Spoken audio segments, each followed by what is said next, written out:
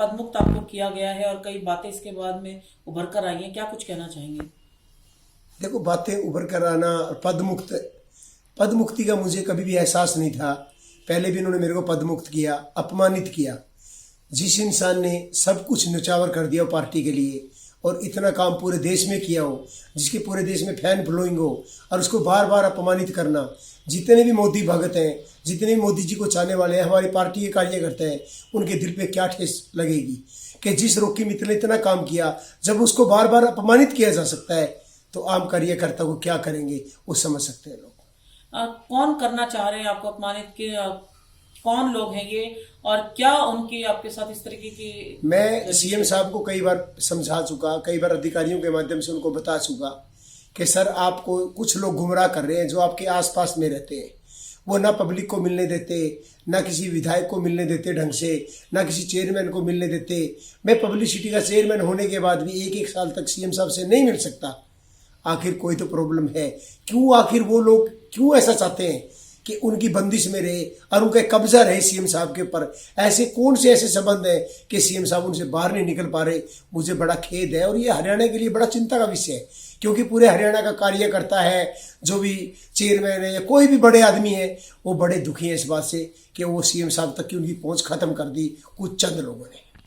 जो चंद लोगों की बात हो रही है, कुछ ये भी बातें सामने आ रही है कि भ्रष्टाचार भी बहुत हद तक बढ़ गया था। देखो, मेरे को चेयरमैन पब्लिसिटी लगाया। अब पब्लिसिटी का काम देखना मेरा काम बनता है, मेरा कर्तव्य बनता है। कोई मीडिया वाले बोले कि मार्च में आप पब्लिसिटी में आए थे और आपने क्या पब्लिसिटी की, तो मैं क्या जवाब दूंगा? क्या ये जवाब दूंगा कि मेरी चलती नहीं है? तो मैंने उनको लेटर डाला, पहले उनको समझा परखा और फिर 7वें महीने में मैंने उनको लेटर डालता हूँ। बीच में कोरोना का कार्यकाल भी था। उनको मैंने बार बार बोला कि यदि कोरोना के बारे में हम लोगों ने जागरूक करना है, उसकी वीडियो बनाई जाए, वीडियो बना के डाली जाए, लेकिन नहीं, नथिंग, नहीं बनाई।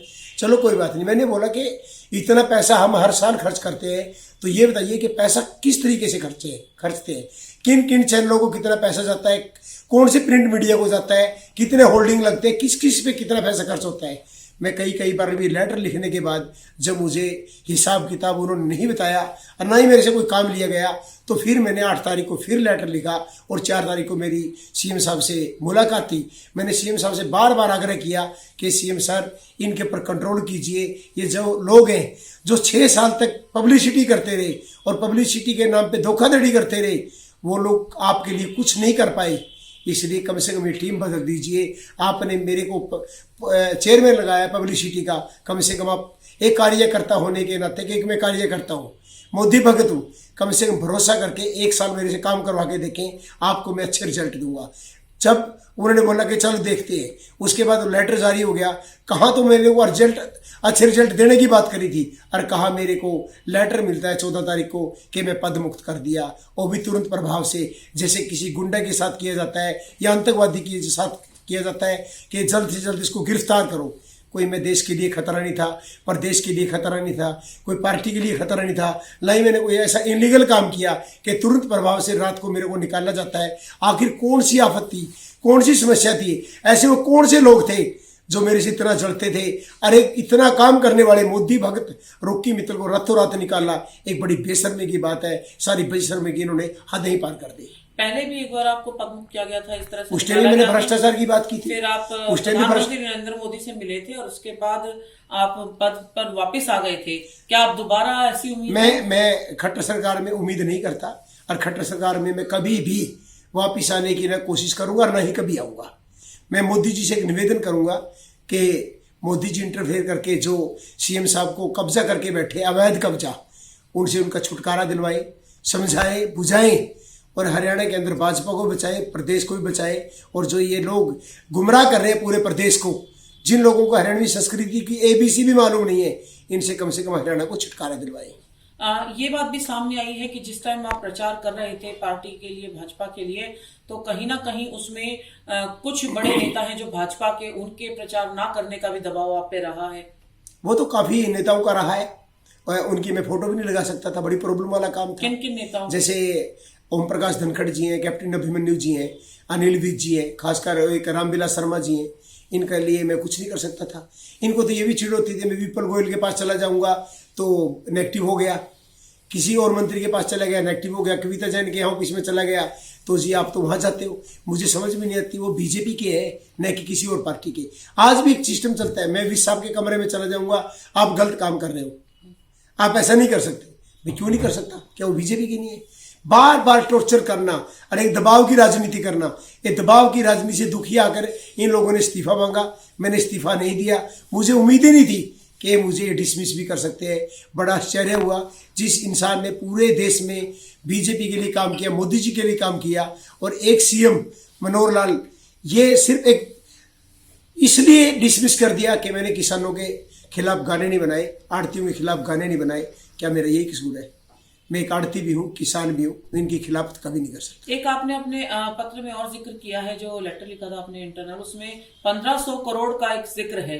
ये क्या है 1500 करोड़ अमाउंट, और क्या ये फिक्स है, इससे कम या ज्यादा भी है? हर साल 240 से लेकर 250 करोड़ रुपए का बजट पब्लिसिटी का है, हर साल का। और हमारे 6 साल से ज्यादा हो गए, 6 साल 2 महीने हमारी सरकार को लगभग हो गए। तो मोटा मोटा बनता है 1500 करोड़। यदि लगता था कि उनको 1500 करोड़ नहीं है तो मुझे बताते कि 1500 करोड़ नहीं है भाई, 1400 है, 1300 है। उन्होंने तो कोई लेटर का जवाब ही नहीं दिया। जवाब क्या दिया? रोकी मित्तल को डिसमिस करने का। क्योंकि पीछे भी इन्होंने डिसमिस किया, मैं कुछ नहीं बोला।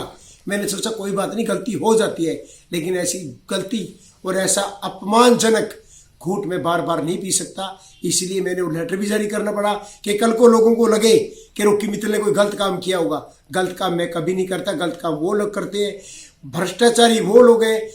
सस्पेंड नीरज दफ्तवार को करना चाहिए था मोदी जी, उसने मनोहर जी क्या भूमिका है नीरज दफ्तवार? सारी उसी की भूमिका है।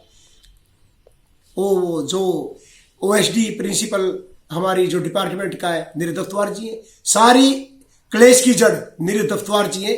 वो ना काम करते हैं, ना करने देते हैं, ना उनको कोई काम करना आता। सीएम साहब को उसने कब्जा करके रखा हुआ है, ये नहीं पता सीएम साहब की ऐसी कौन सी मजबूरी है जिसको अभी तक ढो रहे हैं। वो सरकार किसकी चल रही है, सीएम मनोहर लाल की या फिर नीरज दफ्तवार की और अधिकारियों की? यदि उनकी मुख्यमंत्री जी खुद अपने फैसले लेते तो रोकी मित्तल के खिलाफ कभी जुल्म ना करते। एक आखिरी सवाल ये भी है आप पर आरोप कि जब तक आप 6 साल सत्ता में रहे, आप पद पर रहे, तब आपने कुछ भी नहीं बोला एक शब्द। आज जब आपको पदमुक्त कर दिया गया है तो मैं 6 साल कब रहा? मैं 6 साल रहा ही नहीं। पहले 9 महीने मेरे को काम नहीं दिया स्वर्ण जयंती पे, तो मैंने जब भी भ्रष्टाचार का एक मामला आया था फिर हटा दिया गया। उसके बावजूद 2019 के बाद 18 के अंदर मैंने महिला सुरक्षा पे काम किया, अंत्योदय शरण केंद्र पे काम किया, किसान कल्याण पर काम किया मैंने। फिर 19 के बाद उन्होंने मेरे से इस्तीफा मांगना शुरू किया। मैंने तो जो पब्लिसिटी का काम है ये मार्च से शुरू हुआ था मेरा। मैं 6 साल से नहीं था, 3-4 साल यदि काम किया तो दूसरे विभाग में किया और अच्छा काम किया, लेकिन इस काम के लिए पब्लिसिटी में मैं अभी मार्च से आया हूँ। अब आप प्रधानमंत्री नरेंद्र मोदी से मुलाकात? हाँ, मुलाकात करूंगा और जितनी भी समस्याएं हैं हरियाणा सरकार की प्रति मैं सारी की उनके आगे रखूंगा। जो फैसला उनका होगा वो मुझे मंजूर होगा।